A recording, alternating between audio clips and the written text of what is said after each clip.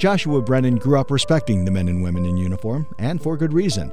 Both his parents served their country, but it wasn't until he awoke to one of America's darkest days in 2001 that changed the course of his life forever.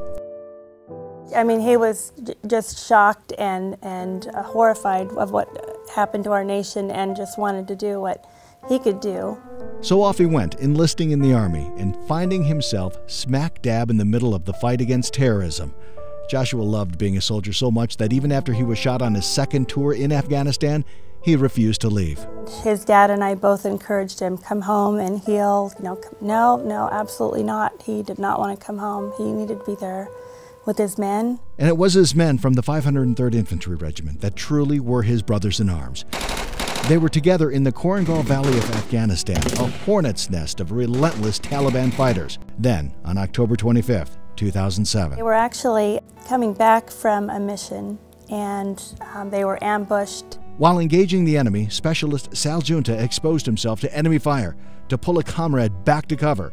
While attempting to get back to the rest of the squad, he saw something else. We saw these Taliban insurgents dragging Josh down a hill, and he just ran out in the middle of everything and just started firing at these guys and ran after them and retrieved him, came back up the hill with him, and saved his entire squad.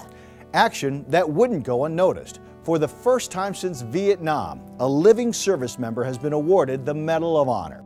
Sal was hit twice, one round slamming into his body armor, the other shattering a weapon slung across his back. President Barack Obama awarded Sal Giunta with the Medal of Honor at the White House on Tuesday. Sal has said on many occasions that if he's a hero, then every man who stands around him, every woman in the military, every person who defends this country is.